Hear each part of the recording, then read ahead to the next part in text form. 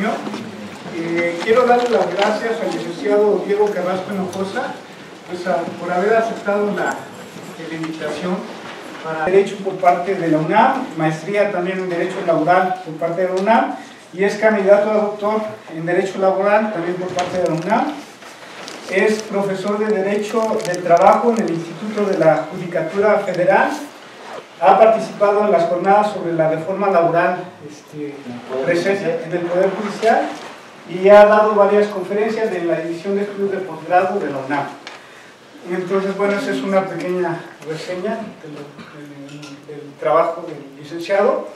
Y la mecánica de la reunión sería básicamente, el licenciado nos va a dar un panorama general de la Ley Federal de Remuneraciones de los Servidores Públicos, seguido de platicarnos un poquito cuál es la situación en el caso de los investigadores y de los auxiliares aquí en Sinvestav, y cuáles podrían ser las posibles repercusiones de esta ley para nosotros, y cuáles serían las posibles acciones que podríamos tomar en caso de posibles afectaciones, ¿no? Seguido de una sesión de... A todos, antes que nada quiero agradecer su presencia, agradecer al doctor la organización, y bueno, platicar un poquito. Me avisaron apresuradamente de que tenían estas inquietudes. Me hubiera gustado preparar otro tipo de material, pero por cuestiones de tiempo pues ya no fue posible. Ahorita están escuchando en los medios de comunicación a diario el bombardeo de qué está sucediendo con la ley de remuneraciones. En realidad, esta ley es una ley secundaria de una reforma que ya tiene 10 años, una reforma que se hizo con Calderón al artículo 127 constitucional, en el cual se estableció que ningún servidor público podía ganar más que el presidente de la República. Y en los transitorios se estableció que sería reglamentado en la ley respectiva, y se pusieron algunas excepciones, como en el caso de los ministros, magistrados y jueces, en donde se señalaba que no se les aplicaría a aquellos que ya estuvieran en el encargo, es decir, que no tendría una aplicación retroactiva. La reforma que recientemente fue aprobada, en realidad se trata de un proyecto también ya viejo de ese tiempo, no es un proyecto de Morena, es un proyecto que fue conversado en su momento con el PAN, con todos, pero que quedó en la famosa congeladora del Senado, ¿sí?, aprobada para pasarla a la Cámara de Diputados. Entonces, tiene algunas fallas la ley, evidentemente incluso en términos, porque es una ley que estaba ya aprobada hace muchos años. Habla de Distrito Federal en lugar de Ciudad de México, por decir algunos de los ejemplos que más han sonado, y de algunos términos que ya no se utilizan. En realidad, ¿por qué lo hicieron así? Lo hicieron porque hacer un proyecto nuevo les hubiese llevado más tiempo, porque tenía que pasar por las dos cámaras, y aquí como ya estaba dictaminada, ya estaba aprobada, pues en realidad pudo hacerse de manera inmediata. Y la intención es que entre en vigor en el año fiscal siguiente, con las deficiencias de terminologías, etcétera, que tiene, pero que entre ya para el ejercicio 2019.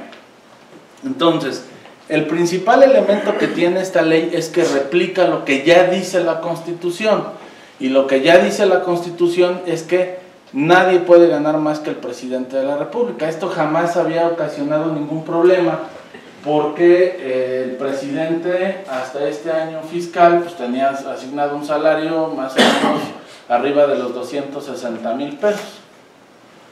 Entonces, en realidad pues nadie tenía una afectación, porque eran pocos los funcionarios que podían rebasar cuando menos en salario por una parte, y al Poder Judicial no le había causado ninguna afectación, porque en términos de estos transitorios pues todos los magistrados seguían teniendo, los que ganan más de esto, esa protección. La situación se torna roja cuando sale esta ley. La primera situación interesante es que el presidente no ordena su publicación. Si ustedes ya la vieron en el diario oficial, es una publicación directa del Congreso ante la rebeldía del presidente, ¿sí? Porque no quiso publicarla y a ellos les urge que se publicara para efecto de que se aplicara ya en enero. Y la siguiente es que tiene una serie de confusiones en cuanto a la terminología que ocupa. ¿Por qué? Porque normalmente nosotros hablamos de sueldos y salarios y esta ley nos hace algunas definiciones diferentes. Por ejemplo, no toma el término salario, sino toma el término remuneración y nos dice que se considera remuneración toda percepción en efectivo o en especie, incluyendo dietas, aguinaldos, gratificaciones, premios, recompensas, bonos, estímulos, que es donde entran las becas, comisiones, compensaciones y cualquier otra, con excepción de los apoyos y gastos sujetos a comprobación, es decir, los viáticos. ¿Sale? No forman parte de las remuneraciones los recursos que perciban los servidores públicos en términos de decreto legislativo, contrato o condiciones relacionadas con jubilaciones, pensiones o haberes, liquidaciones por servicios prestados, préstamos o créditos, ni los servicios de seguridad que requieran para sus funciones. Entonces aquí la ley mete un nuevo concepto. Normalmente la ley laboral siempre nos hablaba del salario integrado, del salario tabular, y aquí la ley nos dice, no, vamos a llamarle remuneración. ¿Cuál es el objetivo de llamarle remuneración? Pues captar cualquier concepto, que no podamos disfrazarlo con una denominación. Les decía yo que entran, por ejemplo, lo que ustedes conocen aquí como becas, porque las becas presupuestalmente se van a una partida que se llama estímulos al personal. Están dentro del, cuando menos tengo bien localizadas las de los auxiliares de investigación, entran dentro del capítulo 1000 y pues es ya entraría dentro de lo que es una remuneración o retribución de acuerdo a la definición de la ley. Bien, lo que ha preocupado es el artículo 6º, que es el que nos señala, ningún servidor público recibe, aquí es una de las fallas en la terminología que tiene, porque habla en presente cuando no, es una hipótesis falsa, porque no se ha cumplido esto. Ningún servidor público recibe una remuneración o retribución por el desempeño de su función, empleo, cargo o comisión mayor a la establecida para el presidente de la República en el presupuesto de egresos de la Federación. Esto para mí es muy importante recalcarlo, ¿sí? A mí me han consultado de muchos lados y me dicen, oye, ¿qué opinas de los amparos que están presentando ahorita? Incluso en el Poder Judicial, decía el doctor, yo estoy como profesor en el Instituto de la Judicatura y con los alumnos que son secretarios, jueces de distritos, ¿cuál es el momento para tener una posible afectación? En mi opinión personal, ahorita no es el momento, porque el detonante de una posible afectación es el salario, y tal cual lo dice, para el presidente de la República en el presupuesto de egresos de la Federación. Entonces, digo, todo el mundo está alarmado por el hecho de que tanto en campaña como en todo momento, el presidente ha dicho, yo me voy a disminuir el salario al 40%, ¿sí? Y se han causado muchas dudas, son los famosos 108,000 pesos, pero incluso ni siquiera tienen, creo que todavía la claridad de son brutos, son netos, etcétera, ¿no? Porque hay una grandísima diferencia. Entonces, lo primero que yo les diría es que el detonante de una afectación es que se oficialice cuál es el salario ya aprobado, publicado para el presidente de la República. Porque ese es el primer margen que nos va a guiar.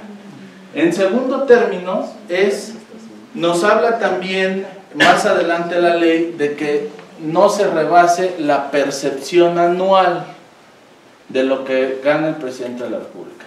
Entonces tenemos que ver cuál va a ser la percepción anual versus cuál sería la percepción anual que tendrían ustedes para ver si verdaderamente hay una afectación.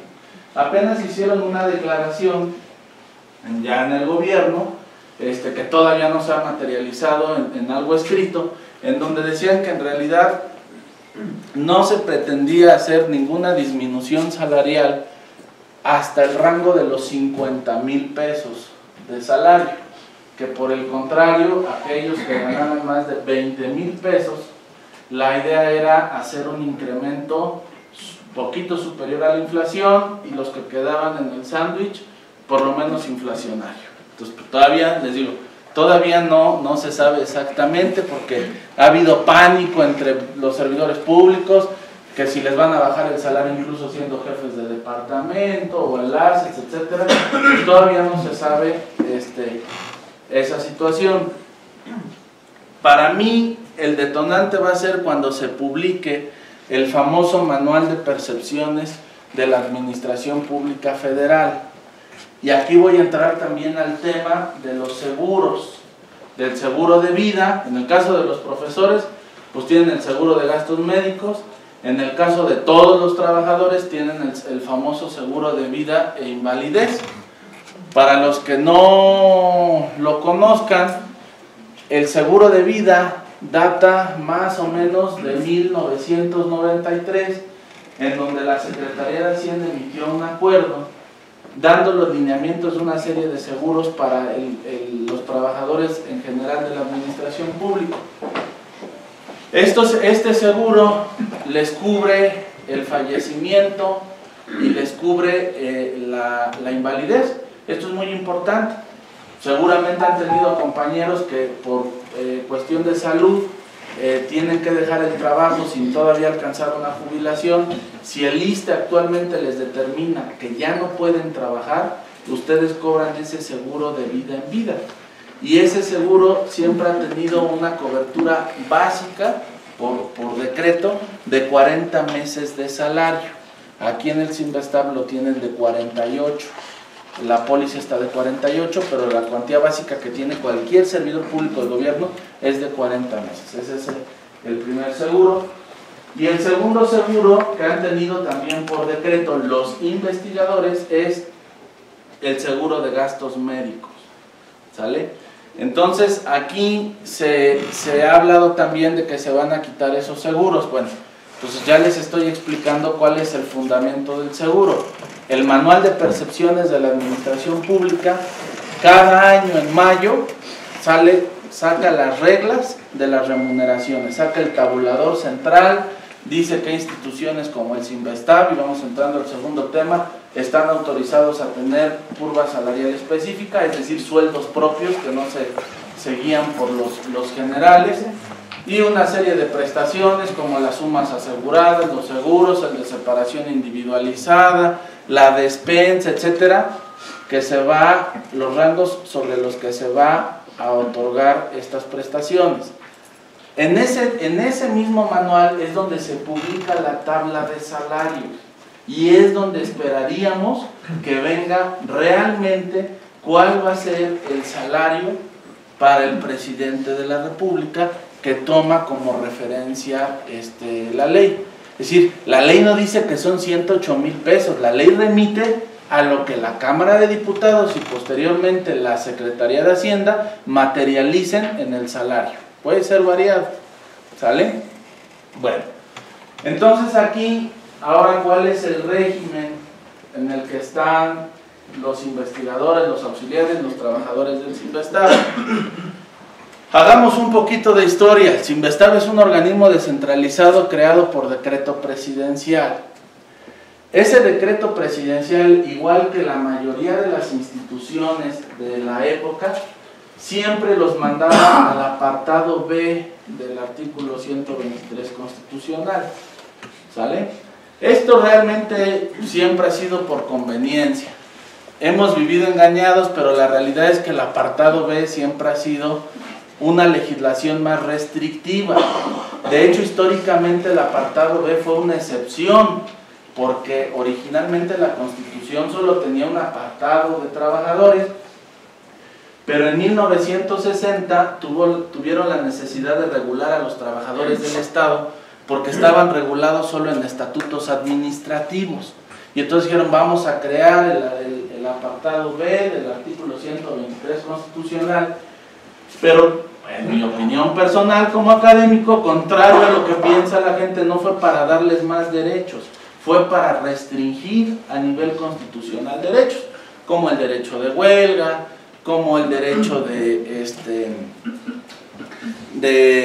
precisamente de los salarios, porque desde la Constitución viene que cada año se discuten los salarios presupuestalmente. En la Constitución establecieron que los salarios tenían la duración del ejercicio presupuestal, etc. Entonces, realmente lo que se buscaba era tratar de incorporar al mayor número de instituciones al apartado B, por lo menos para evitarse los conflictos de la huelga, ¿sí?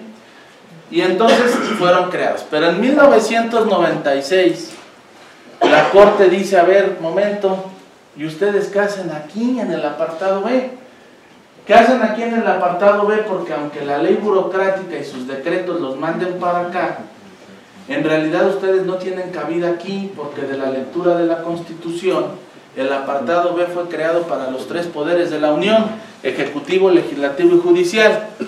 Y tú, Sinvestab, eres un organismo descentralizado, ya no perteneces a ninguna secretaría, tienes un nombre, tienes una personalidad, tienes un presupuesto propio, no eres el Ejecutivo, te sectoriza, te coordina el Ejecutivo, pero no eres parte del Ejecutivo.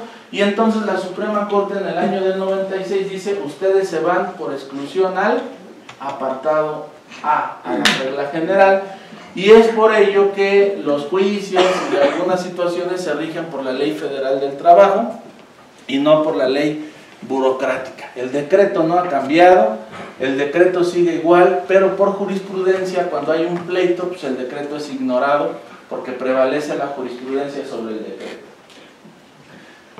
Pero sí tiene algunas repercusiones en cuanto a las percepciones. ¿Por qué les hice la historia? Vamos partiendo los dos grupos de trabajadores que están aquí. Los investigadores.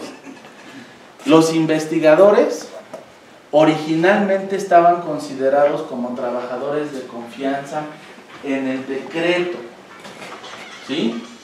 Hubo una fe de ratas que los eliminó como trabajadores de confianza del decreto, nunca dice que son de base, simplemente lo borraron, pero la ley burocrática, el apartado B, la ley burocrática, sí lo sigue considerando como de confianza. El artículo 5º, fracción segunda, inciso G de la ley burocrática, señala que los investigadores con autonomía en las investigaciones se considerarán de confianza. Letra muerta, porque a la postre, ¿dónde están los investigadores normalmente? En organismos descentralizados.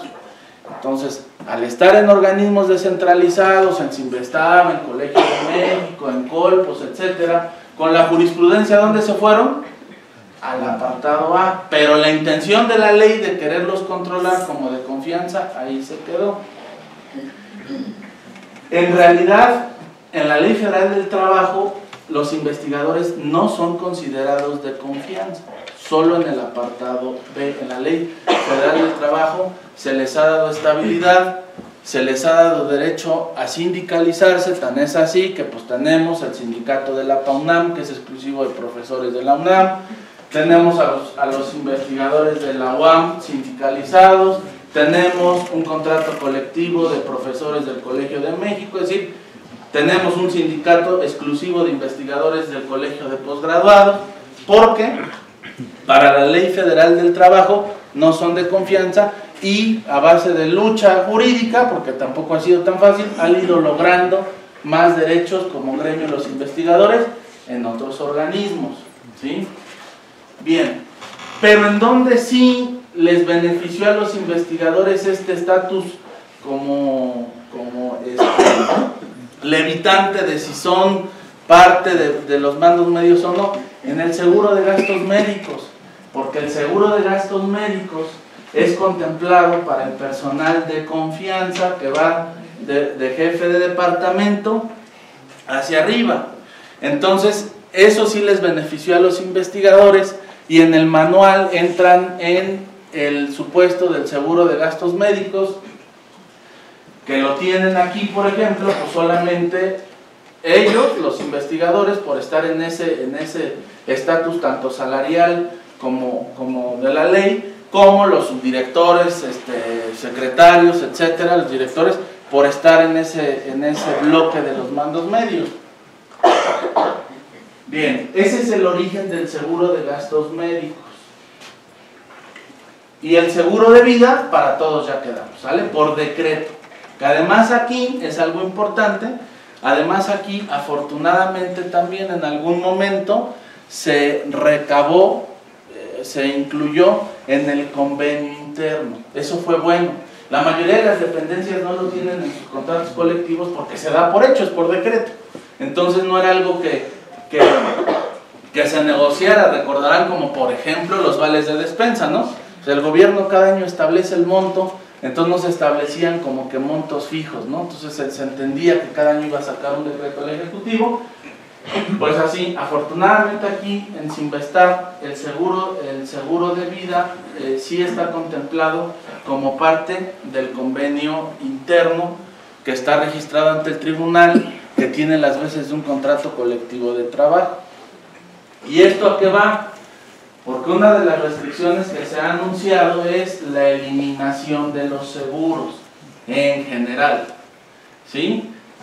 Yo tengo todavía mis dudas si verdaderamente en campaña tenían realmente conocimiento de cómo se manejaba el seguro de invalidez y de vida, pero se han escuchado comentarios, a veces no sé si fundados o infundados, que dicen a rajatabla, se va a derogar los seguros, ese decreto va a desaparecer y no va a haber seguros, todos al listo, ¿no? Y bueno, pues si es el de vida, entonces sí hay una afectación general. Si se eliminara el de vida, habría una afectación general. Si se generara solo el de gastos médicos, pues sería para el gremio de los investigadores y de los mandos medios y superiores del Sinvestar, ¿sí? Bueno, ¿cuáles son las acciones que se pueden llevar a cabo y cuáles serían los fundamentos respecto de esta situación? Primordialmente el juicio de amparo. Y yo hace rato les decía, yo en lo personal, aunque me lo han pedido, no he promovido un solo juicio hasta este momento. Y es que ahora vamos a hablar de lo que es el amparo, porque a veces en los medios de comunicación nada más escuchamos la palabra y parece que es mágica, soluciona a la gente que está siendo perseguida penalmente, cualquier situación, escuchamos que se ampara a la gente. ¿Pero qué es el juicio de amparo? El juicio de amparo es un medio de control de la constitucionalidad de los actos. Es decir, hay juicios ordinarios. Si ustedes tienen un pleito con un familiar, pues es un juicio familiar. Si tienen un pleito laboral, pues es un juicio laboral, civil o penal. Pero hay un juicio que está por encima de cualquier medio ordinario de defensa, y este es el juicio de amparo, porque es un medio de defensa que tiene el ciudadano contra actos de autoridad, no de peleas entre particulares o familiares o patrones y trabajadores, sino es un medio en el que el ciudadano se va a defender de cualquier autoridad, del tamaño del presidente de la República, del tamaño del Congreso de la Unión y del tamaño de cualquier autoridad que quiera hacerle una afectación en su esfera personal. Entonces eso es el juicio de amparo. Por eso cuando ustedes ven que una persona va a ser detenida y se puede promover un juicio de amparo contra un acto que me pretende privar de un derecho fundamental como es la libertad. Bien, este juicio de amparo procede contra cualquier acto de autoridad, incluyendo las leyes y la aplicación de las leyes, ¿sí?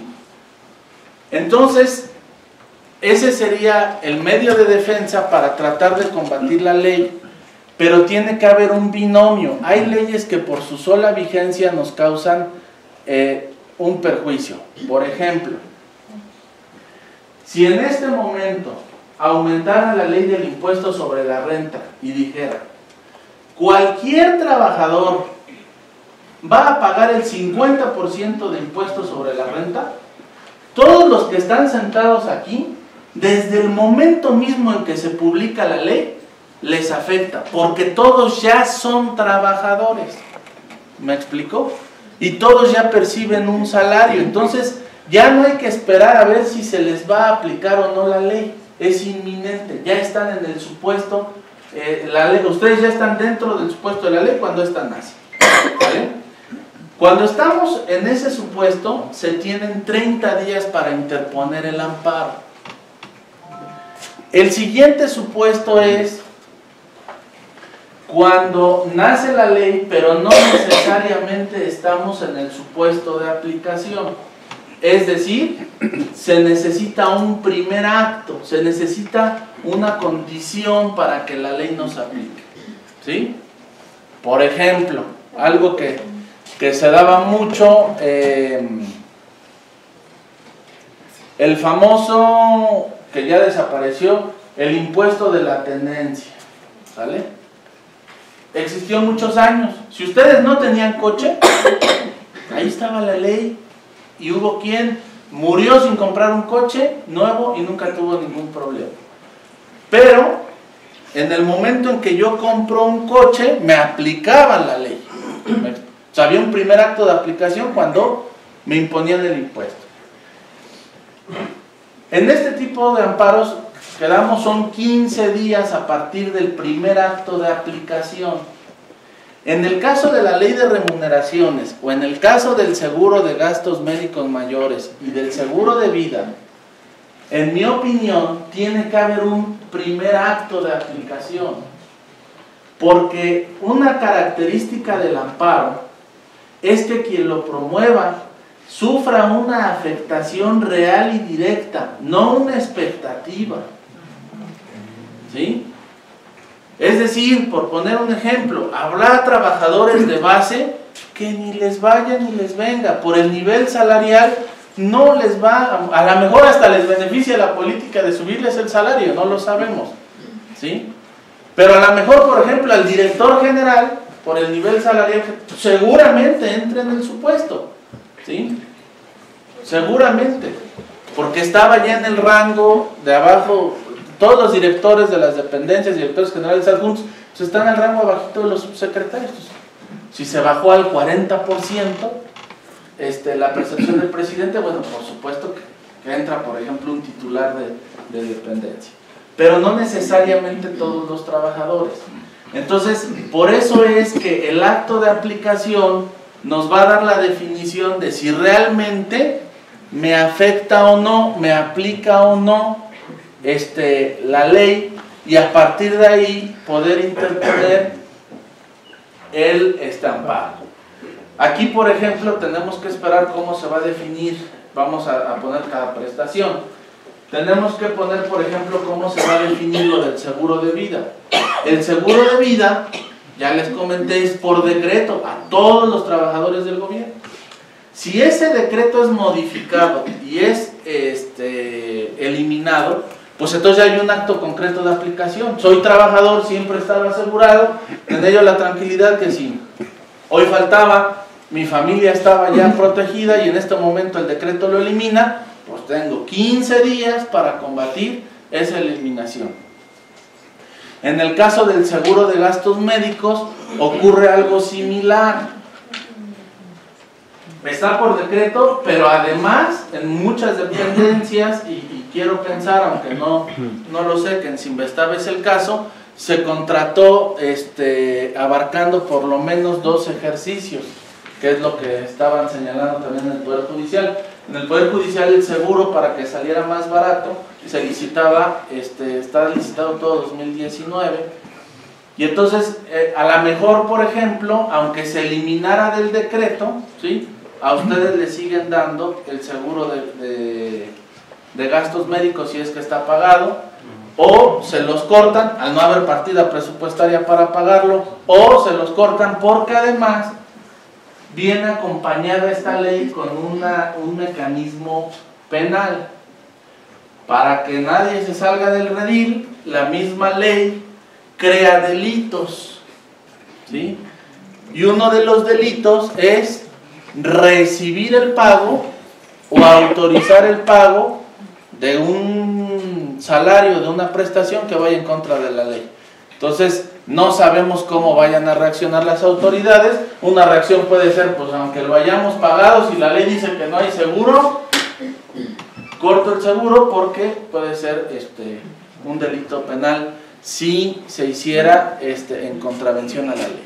Pero entonces, en estos casos, lo que quiero que quede claro es que tiene que haber la certeza de que va a haber una afectación real e inminente, ¿sí? Real e inminente a el salario o a las prestaciones, para que a partir de ese momento, cuando ustedes promueven un amparo contra leyes de esta índole, ustedes le tienen que decir al juez cuándo se dieron cuenta.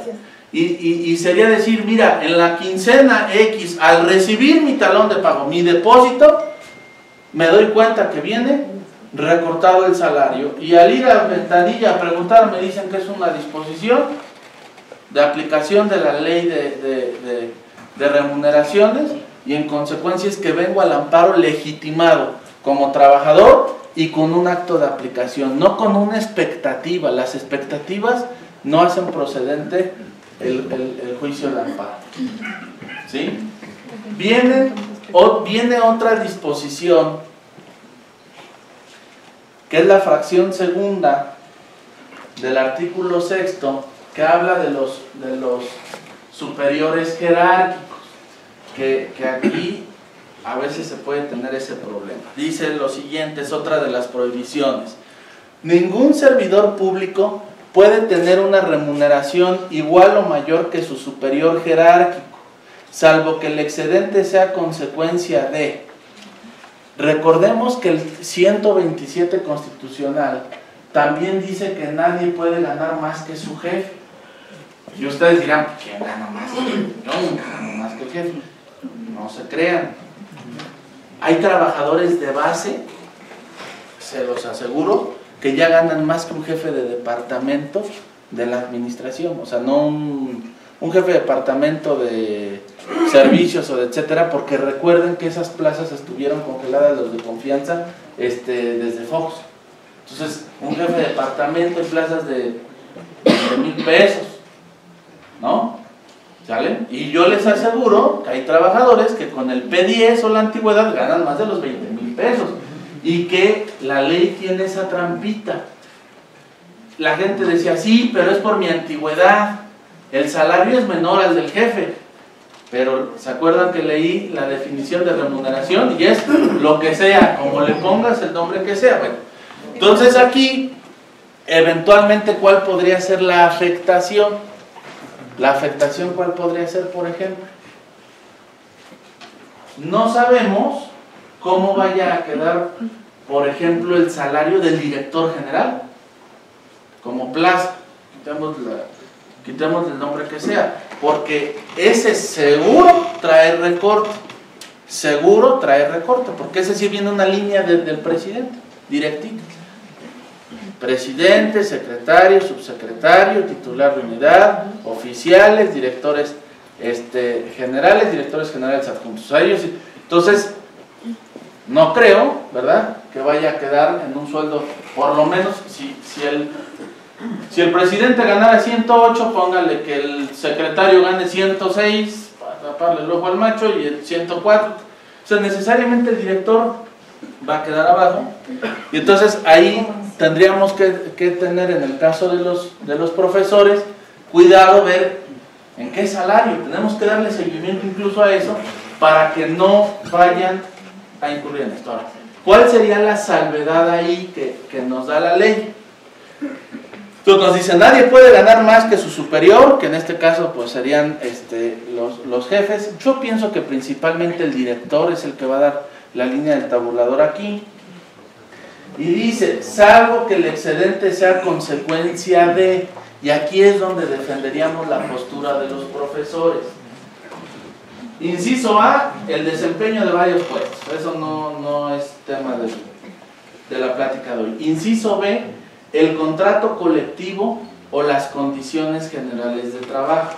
Es decir, que las prestaciones excedentes sean motivo de un contrato colectivo o condiciones generales de trabajo, que en el caso de los profesores no lo han querido hacer. Pero lo que sí los rescata un poquito es el inciso C, que dice: un trabajo técnico calificado, considerado así, cuando su desempeño exige una preparación, formación y conocimiento, resultado de los avances de la ciencia o la tecnología, o porque corresponde en lo específico a determinadas herramientas tecnológicas, instrumentos, técnicas o aptitud física, y requiere para su ejecución o realización una certificación, habilitación o aptitud jurídica otorgada por un ente calificado, institución técnica, profesional o autoridad competente. Aquí entra también las becas CONACYT, ¿de acuerdo? Porque recuerden que el objeto de la ley es todo lo que entra al pecunio del trabajador. Les leo la fracción primera, que es, que no lo quise hacer porque no tiene tanta relevancia, pero desempeñar varios puestos. Entonces, bueno, al final en mi carácter de investigador recibo mi salario, mi despensa, mi beca, ¿no? Que aquí lo que quiero que les quede claro es que no porque nos guste llamarle beca, tengo una naturaleza diferente a la de la ley. Al final de cuentas, para el presupuesto es un estímulo al personal y recibo también el estímulo CONACYT, que probablemente sumaría a este concepto de remuneración. ¿Ahí se suma lo del SNI? Sí, de acuerdo, es una remuneración. Entonces, hay que tener ese cuidado. Si llegase la plaza del director o de los secretarios, que son los que entran en esos rangos de afectación directa, hay que ver en cuánto queda, hay que darle un seguimiento y ver que no se rebase ya con todo lo que ustedes reciben, algún profesor, ese monto, y en caso de hacerlo, pues se tiene que defender bajo este supuesto. Sí, pero es porque la ley me permite, al desempeñar un trabajo científico, que es una bandera muy importante que se tiene que defender. Bien, entonces, ¿qué va a suceder? Si hay ¿qué es lo que tenemos que tener nosotros en focos amarillos y rojos? En primer término, estar muy al pendiente de la aprobación final del presupuesto. Segundo, cómo quedan autorizados ya oficial y públicamente los salarios. Especialmente hay que estar muy al pendiente de dos. Todo el mundo nos vamos con el de presidente, pero ya vimos que también de nuestras autoridades, porque la ley nos prohíbe ganar más que ellos. Del presidente, del director y de los secretarios, que quizás sean el referente. 3, tenemos que estar muy al pendientes de cuál va a ser el destino, si se decide o no derogar los decretos de los seguros de gastos médicos y de vida. Si pasa cualquiera de estos supuestos, ¿qué va a proceder? El amparo. El amparo a partir del primer acto de aplicación. Amparo que se promovería dentro de los 15 días. ¿A quiénes señalaríamos? ¿Perdón? ¿Naturales o hábiles? Hábiles. ¿A quién señalaríamos de autoridad responsable? ¿Qué es la autoridad responsable? Es aquella a la que yo acuso en el amparo de estarme causando esa afectación, ese acto de autoridad.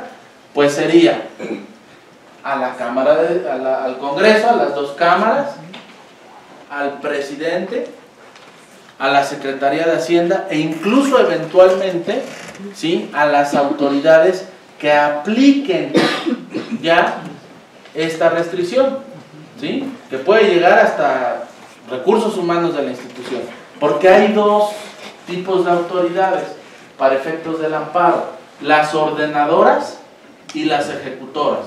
Es decir, Aquí la gente de recursos humanos o el director no decide los salarios, recibe la orden de Hacienda, pero sí lo ejecuta, porque es el que finalmente le dice, mira, va tu cheque disminuido. Entonces, ya cuando estamos hablando de actos de autoridad, si es una autoridad, no que lo mandata, pero sí que lo ejecuta.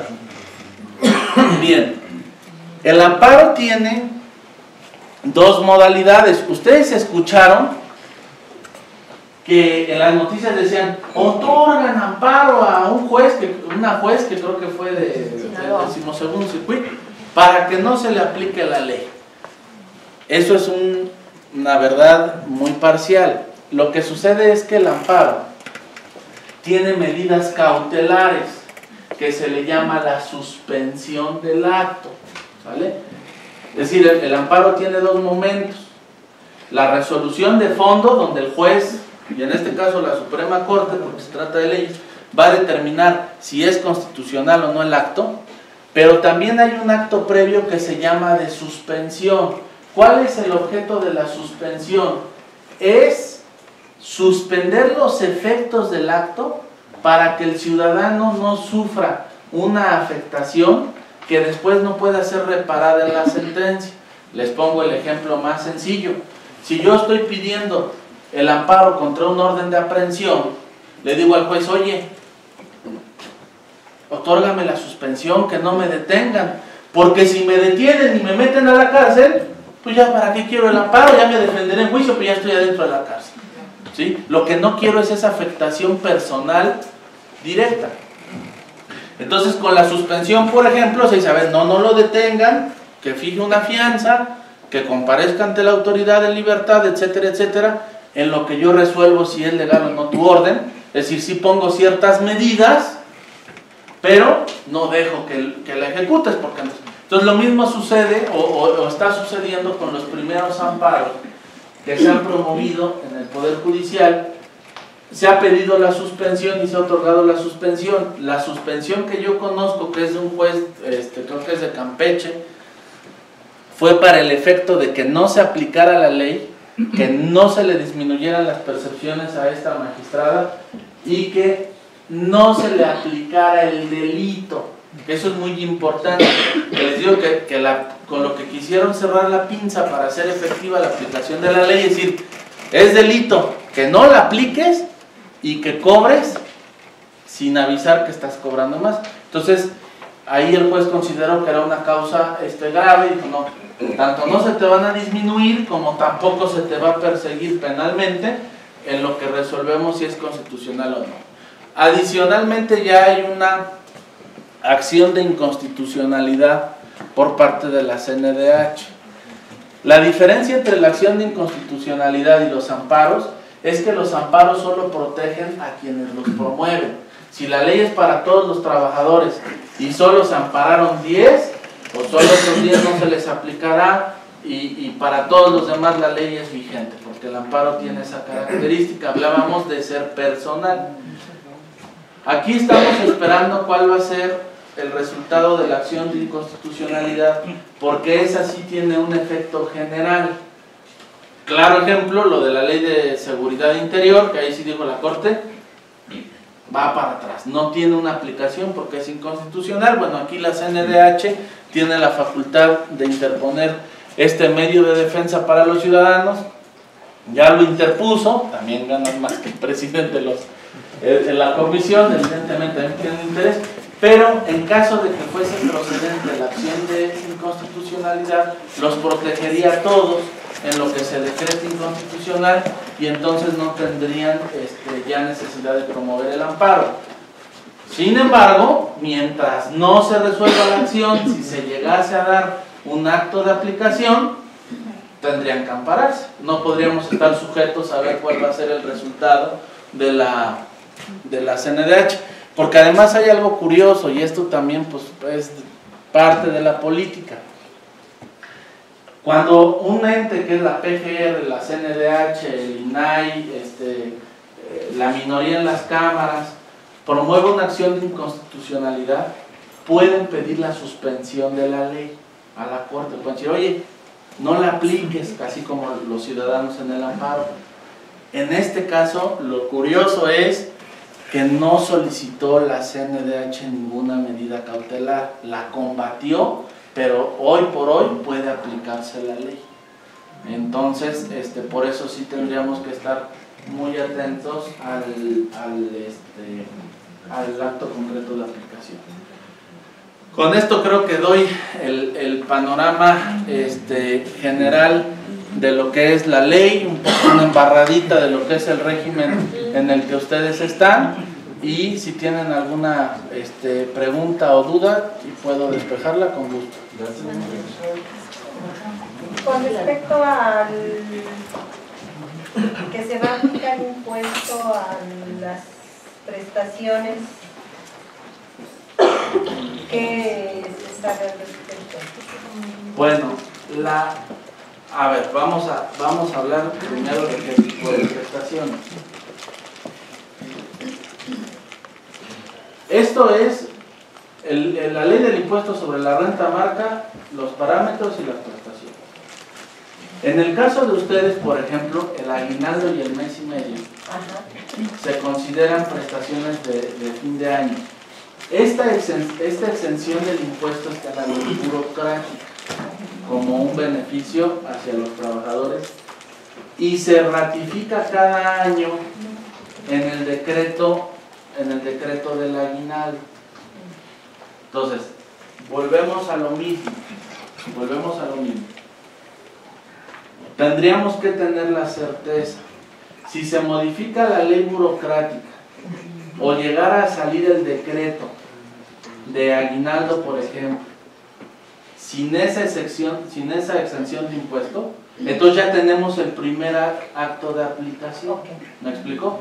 Oye, el año pasado mi aguinaldo venía limpio y ahora me quitaste el 30%. Ah, sí, lo que pasa es que Hacienda, mira, me trajo este oficio y dice que va parejo el impuesto. Ah, pues me voy a amparar en contra del impuesto. Esto es muy común. Les voy a platicar un ejemplo, nada más como ejemplo para lo de las prestaciones. Nosotros hemos visto asuntos, por ejemplo, de la Procuraduría. Hay un criterio de la Suprema Corte que dice que el aguinaldo se debe de pagar con el sueldo base y la compensación. Y en las procuradurías tienen un sueldo, igual tienen una compensación por riesgo. Entonces cada año el jefe de gobierno saca el lineamiento de aguinaldo y siempre les excluye la compensación. Entonces les pagan un poquito.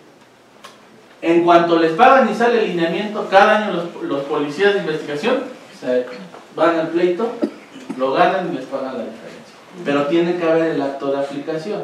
Cada año sale ese decreto. Entonces tendríamos que ver en específico qué prestaciones, si sufre una modificación la ley del impuesto sobre la renta.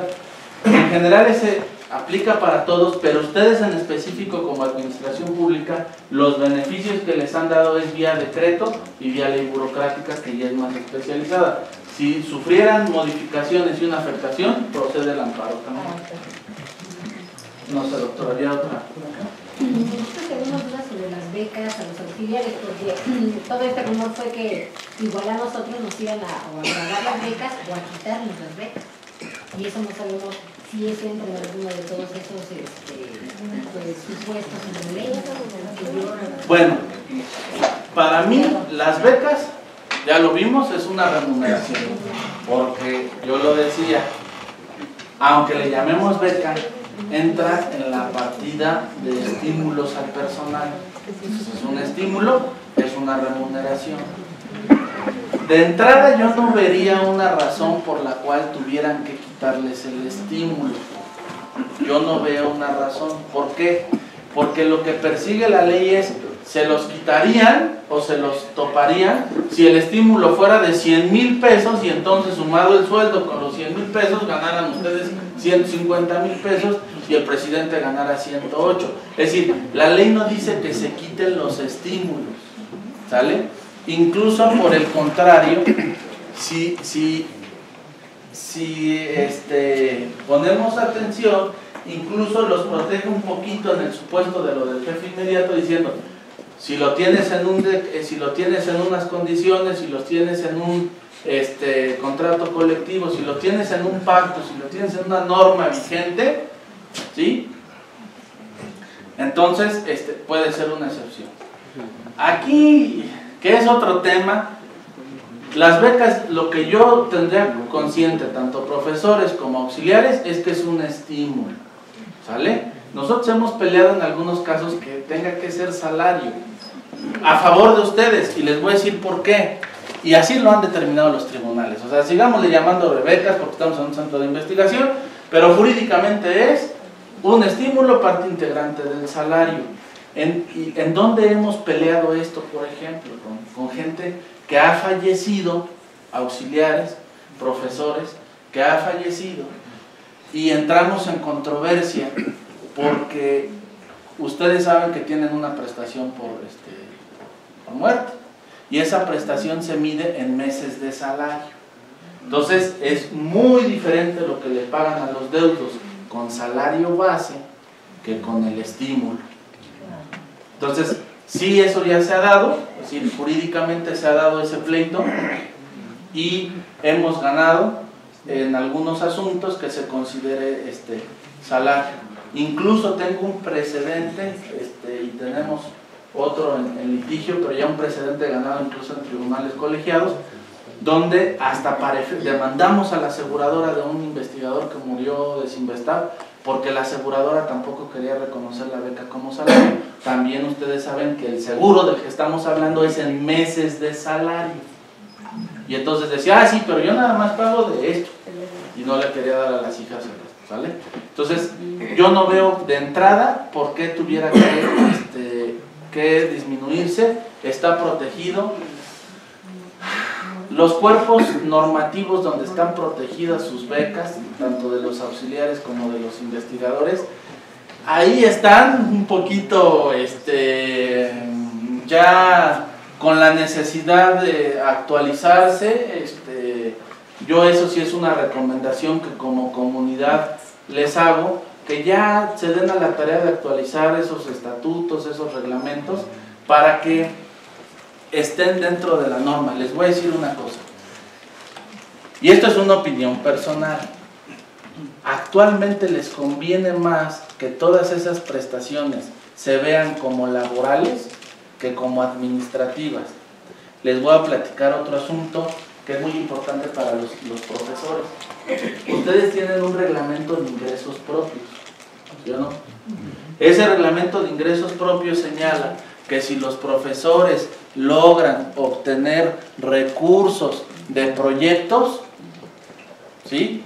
Que haya ganancias de proyectos, entonces ahí vienen una serie de normas para repartirlos, etcétera, etcétera, ¿no? Y pueden tener un beneficio por haber logrado ese ingreso, ¿vale? Bueno, si yo les preguntara en este momento, así, sin que fuese jurídico el asunto, a ver si alguien me quiere contestar, yo les diría, ¿y qué naturaleza tiene esa percepción que recibió el investigador? ¿Administrativa, laboral, mercantil? O sea, es una condición mercantil. ¿Qué es ese? ¿Qué es? Mercantil. Para que fuese mercantil, tendría que ser entre sujetos de comercio. El derecho mercantil es entre comerciantes, entre empresas. Si ustedes se dedicaran con fines de lucro y hacen negocio con una empresa, claro, son sujetos del derecho mercantil. Civil, ¿qué es? Bueno, pues, ¿mande? Es ambigua. Bueno, ahí algo que me preocupa, porque esos proyectos pueden ser importantes. O sea, ahí ves, porque estamos hablando de proyectos, a lo mejor es uno al año, pero suman. Entonces, tenemos que tener cuidado, por ejemplo, ahí, de ver si entra como remuneración, de acuerdo a la ley de remuneración.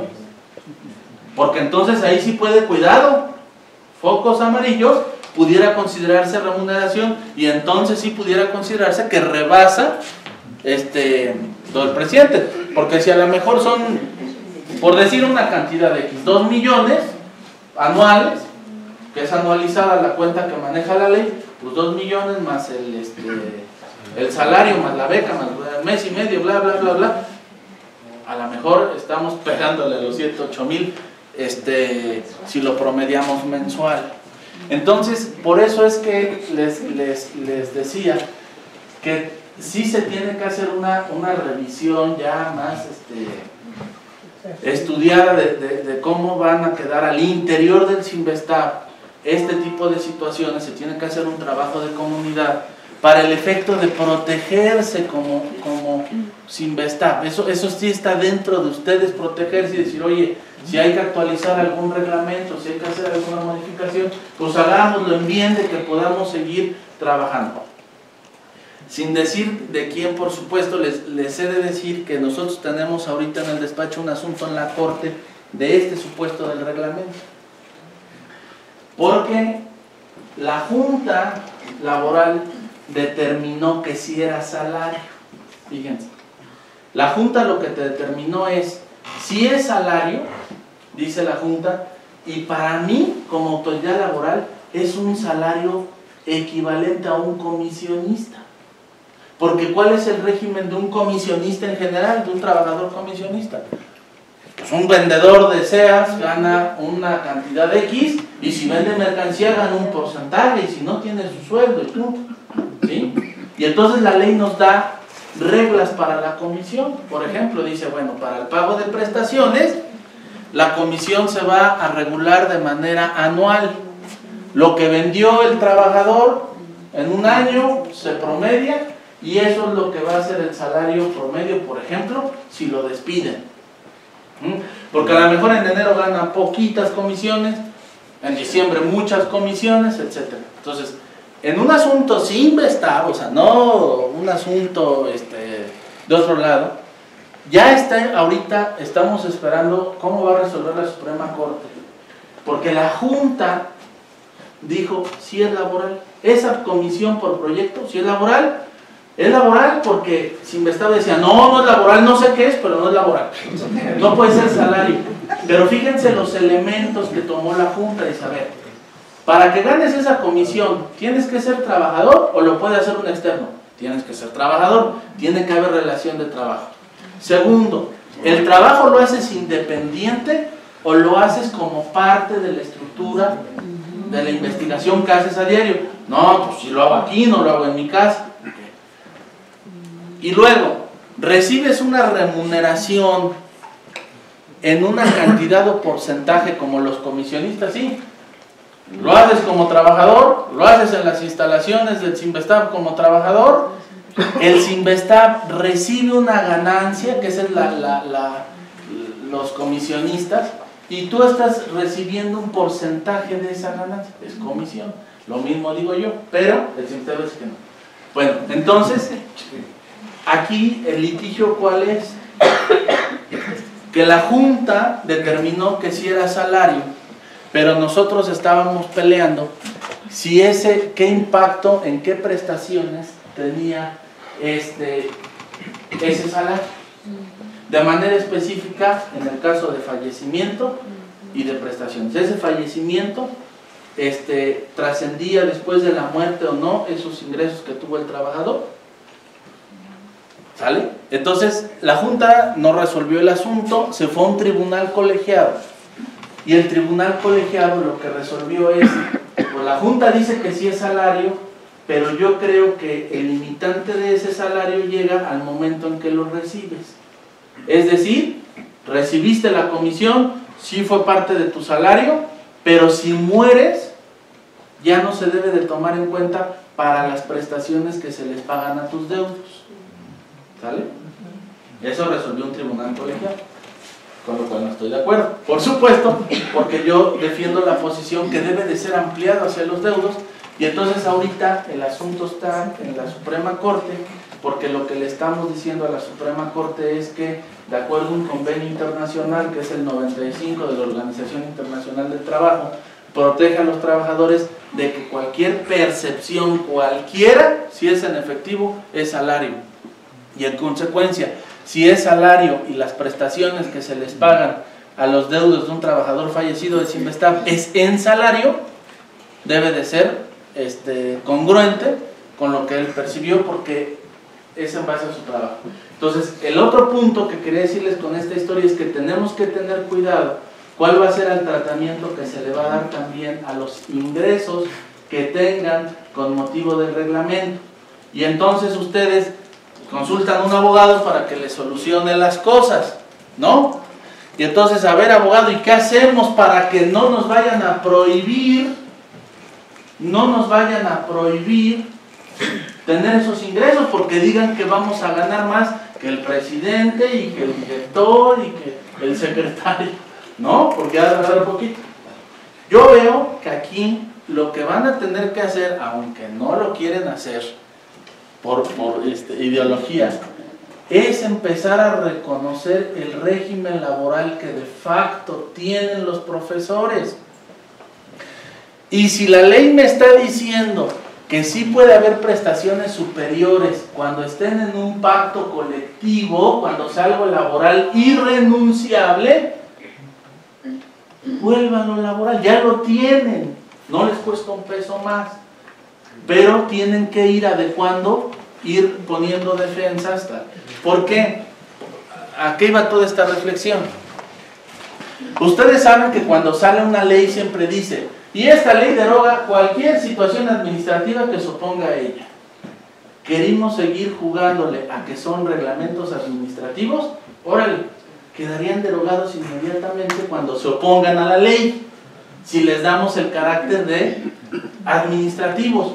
Pero si viene la ley y dice: ya no te voy a dar eso, espérame, es una prestación laboral y está protegida por un derecho del trabajo, ahí no te puedes meter. Entonces, ha sido parte de la situación que se tiene que revisar, pero van.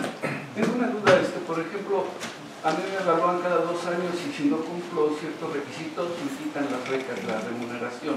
¿Eso es legal?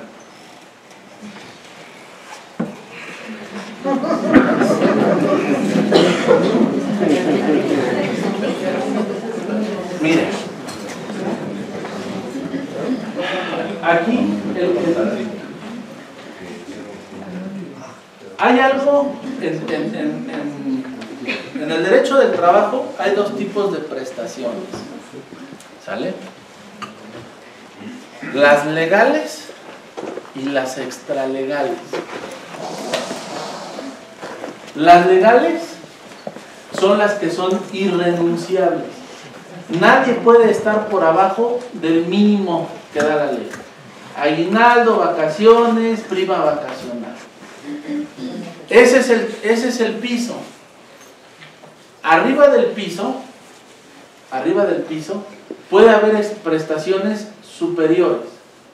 Y lo que ha dicho la Corte es que las partes, patrón sindicato o patrón trabajador, si quieren verlo así, a los investigadores no les gusta el término sindicato, patrón trabajador, pueden pactarlas. Voy a poner otro ejemplo: el premio de puntualidad. Te voy a dar 1,000 pesos si llegas temprano. Eso vamos a pactar. Hay una condición para que se dé ese estímulo a que llegues temprano, que no tengas falta, ¿sale? En el caso de las becas tienen un efecto similar, que es precisamente estimular la producción, ¿no?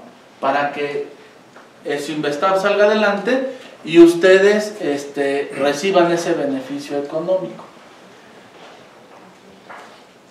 En donde yo veo el problema no es en que lo evalúen y no es en el estímulo. En lo que yo veo el problema es que no como comunidad no han querido entrarle a la revisión, actualización de los cuerpos normativos que dan estas reglas, y que Sinvestab de toda la vida siempre ha estado en esto que les estaba diciendo. Cuando les pregunté por la comisión o el ingreso propio, ¿qué es? ¿Es laboral? ¿Es civil? ¿Qué es esa? ¿Cómo definirían eso? En el caso de las becas, pues yo lo definiría como lo dice el presupuesto, es un estímulo al personal. El problema es que no se han actualizado y no se han naturalizado los cuerpos normativos que dan las reglas para este estímulo. Es decir, sí es legal que haya reglas, por supuesto, ¿sí? El problema aquí que se ha dado, y que ya saben, a varios auxiliares, etcétera, hemos tenido que defender la postura de que no está bien regulado. Ese es el problema, ¿sí?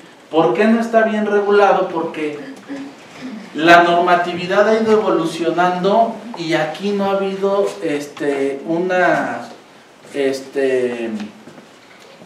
no han estado las normas internas a la evolución de la norma externa. Entonces, es legal en cuanto a que sí puede haber reglas para poner un estímulo, porque es un estímulo. En asuntos que nosotros hemos defendido muy casuísticos, o sea, quiero aclararlo, muy casuísticos, ¿sí?, se ha declarado ilegal, porque en el caso específico se incurre en una irregularidad que lo hace ilegal. ¿Me explico? ¿Sale? Más o menos sí. El doctor... Gracias. Y me pregunté si existen los amparos colectivos, porque decía que tenían que ser individuales. Ok. Bueno, rapidísimo. Amparo colectivo significa firmar muchos gentes, sí es posible. O sea, en un mismo escrito pueden firmar 100, sí es cierto. Al decir individuales es que aunque firmen 100, pues cada quien está avalando sus... Yo no creo que sea el caso, pero por ejemplo los sindicatos están legitimados. Cuando salió la reforma laboral de 2012, el sindicato del Sinvestar promovió un amparo protegiendo o representando a todos sus trabajadores. En el caso de los profesores, no tienen sindicato. Los de base podría ser incluso por ese mecanismo si hubiese una afectación a los de base. Los profesores podrían organizarse y decir, bueno, vamos a hacer un amparo de varias firmas, aunque digamos que el derecho es individual y cada quien tendría que acreditar en ese escrito el interés y la afectación que cada uno de ellos tiene. Si, por ejemplo, se podría solicitar un amparo colectivo a nivel institución, o sea, sin incluir nombres, toda la institución se ampara. ¿Es posible? Sí y no. O sea, yo le voy a decir como lo pienso. Tendría que hacerlo el director. Y bueno, yo no creo que ningún director vaya a querer manosear las cosas. O sea, es como antinatural. Es decir, que todos los investigadores, si se vieran afectados, lo hagan, sí. Que el Sinvestar es representado por su director general por decreto, sí. Pero ahí sería como apuñalarse el mismo, ¿no? Porque él va a aplicar, él va a tener que obedecer a lo que yo quería hacer un comentario sobre las becas.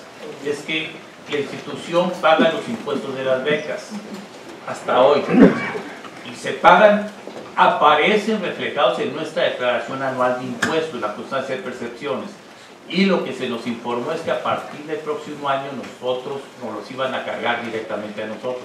¿Es eso factible o no? Si es factible, aquí lo que tendríamos que ver es, y lo desconozco, tendríamos que preguntar cuál es el motivo por el cual hay este cambio de régimen fiscal. Si el motivo es porque ya hay una indicación de la Secretaría de Hacienda, o si el motivo es porque en el paquete económico del año que entra va a venir una modificación en la ley, hay acto de aplicación. Es decir, si ahora la ley le dice al Sinvestar, en general, todos los estímulos deberán de pagar ICR, es la ley. O sea, no es tanto que sea la gente de la ventanilla. Entonces, tendría que ser el amparo contra ese oficio circular o disposición específica que le esté ordenando darse un tratamiento diferente a las becas o al aguinaldo o a lo que venga. Pero por acá, sí, yo tenía una duda respecto a lo que estaba comentando del amparo amparo del centro. El centro es una persona moral, no es una persona física. El centro se ampara, el amparo a un ente moral puede cubrir a los entes físicos que oponen a sus trabajadores.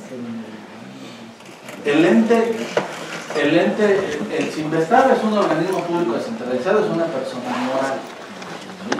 ¿Sí? Y sí, claro que sí. Si se diera un impuesto, un impuesto específico a centros de investigación, que por supuesto les rebota a los que están en el centro de investigación, ¿sí? Que pusieron un impuesto a la investigación, el centro se ampara. En el momento en que el centro obtuviera el amparo, pues las consecuencias per se hacia el interior. Pero reitero, pues aquí el centro es un organismo público, es parte de la cuarta transformación. No, pues es parte de la administración pública. Mauricio. Sí, acá yo tengo una duda respecto a cómo funcionan los amparos a futuro. Digamos, dos casos particulares. Supongamos que hay una reducción del salario, una persona se ampara, se le otorga el amparo y más adelante se decide que el acto es constitucional. Entonces la pregunta es, ¿todo lo que le estuvieron pagando durante el amparo lo tiene que devolver? Y lo contrario, alguien no se ampara y más adelante se define que es inconstitucional. ¿Lo que no le pagaron se lo reponen o no? Bueno, en el primer caso, si la suspensión se otorgara para que sigan ganando lo mismo, no tienen por qué devolverlo. Esto pasa muy seguido, les voy a poner el ejemplo. Cuando los trabajadores ganan un laudo, y el patrón se va al amparo, el trabajador ya tiene su laudo de que tiene que pagarse los salarios. Entonces, los amparos, ya ahorita no tanto, pero antes los amparos podían durar hasta un año. Entonces se otorgaba la suspensión para el efecto de que se le diera al trabajador la subsistencia. Y a veces los patrones ganan. Y entonces el patrón dice, ya le gané, ya no estoy obligado a reinstalar. Y ya le pagué, sí, pero era para subsistencia. O sea, se entiende como es salario, se entiende que es el equivalente al alimento. Y en consecuencia ahí sí aplica la regla de que ya no. En el segundo supuesto, sería, si es por vía amparo, pues mal por el que no se amparó, porque recordemos que la plática la iniciamos diciendo el amparo solo protege al que lo promueve. Entonces, si alguien no se ampara y 20 sí, pues lo van a ver y decir, no te van a pagar a ti porque no hay un mecanismo. Diferente es la acción de inconstitucionalidad de la CNDH. Ese sí tiene un efecto general, pero desde mi punto de vista no tendría el efecto sí, porque la CNDH no pidió la medida. Entonces, también no la pidió, no tienen por qué otorgarla. Por acá. Es una parte de lo que se acaba de preguntar y otra es, ¿cuál es la vigencia de un amparo? La vigencia de un amparo es la vigencia de la ley. Si usted se ampara hoy contra el artículo 6 de la ley de remuneraciones, no se le puede aplicar ese artículo 6 de por vida, mientras tenga esa vigencia. Esto es muy común, por eso Hacienda durante muchos años, cada año cambiaba las leyes fiscales, porque hoy sacaba un impuesto y las refresqueras se iban al amparo, y el año que decía, les cambió la ley, y bueno, y entonces es, ¿sí? Ejemplo, una ley que nunca ha cambiado indebidamente, el artículo 1 de la ley burocrática, por el cual supuestamente ustedes fantasiosamente eran apartado B. Desde 1960 sigue igual, y ahí está. Y la jurisprudencia lo ha cacheteado, ¿verdad? Y ahí sí. Entonces, la vigencia es mientras la ley tenga el texto por el cual se amparó, no se puede volver a aplicar la ley. Y sigue más o menos en el tenor del profesor de la duración del amparo. ¿Qué pasa durante el amparo? ¿Cuál sería la repercusión de uno como trabajador? Porque uno, por ejemplo, tenemos muchos aquí que firmamos contrato cada 2-4 años. Entonces, ¿qué pasa, por ejemplo, si en el periodo en el que uno está amparado le toca a uno la renovación de contrato? Nada. son para mí son cuestiones diferentes, porque yo me estoy yendo contra la ley de remuneraciones y esa no tiene que ver con mi contratación, sino con mi carácter de trabajador. Pongo el ejemplo, doctor, usted se va de aquí, se va al colegio vamos a poner algo más ad hoc, al Colpus, a Texcoco. Sigue siendo trabajador, sí, a lo mejor sigue ganando más, etcétera, tiene vigencia, no es si la otra cosa que me quiere preguntar es y no lo tomarán en cuenta para no renovarme el contrato, que eso es algo diferente, eso es algo diferente, no tendría por qué suceder.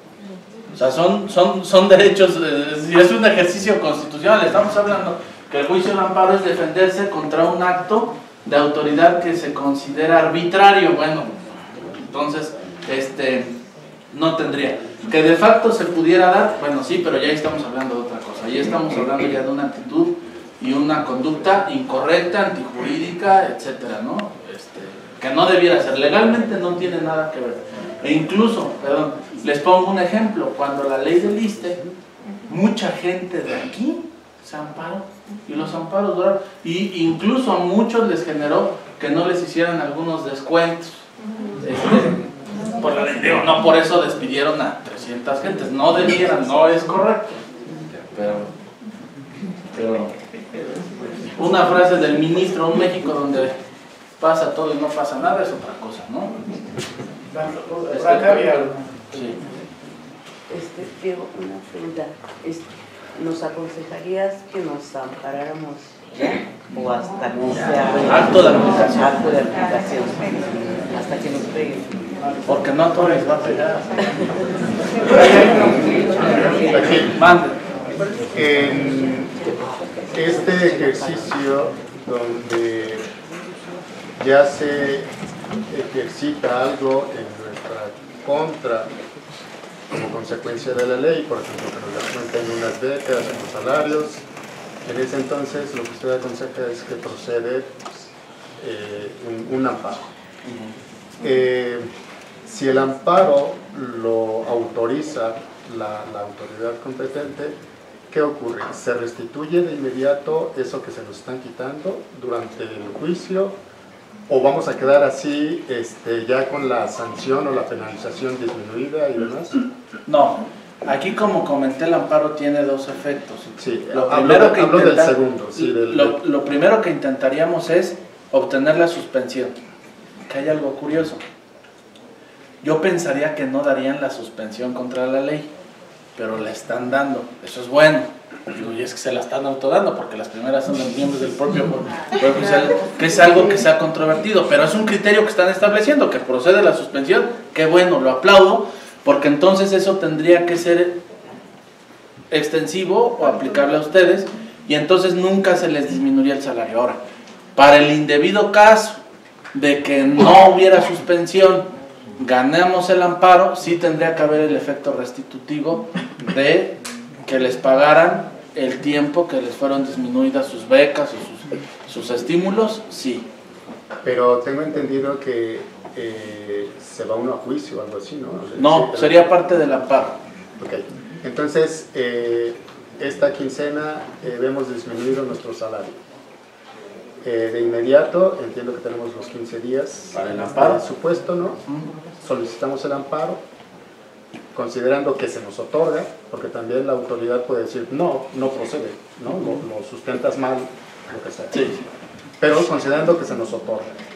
Entonces, a partir de que se nos otorga, ya se nos restituye el salario íntegro como estaba antes. Gracias. En ese caso, perdón, ¿qué pasa si el amparo, procede si se hace después de los 15 días? No, se lo van a escuchar por extemporáneo. A mí me parece muy interesante y siempre me ha parecido muy interesante las opciones que tenemos para integrar lo que son las becas al salario. En alguna temporada con alguno de los directores se hizo la solicitud, incluso hasta por escrito, para que se hicieran los trámites, para que se integrara el salario. Lo de las becas de desempeño queda sin estar.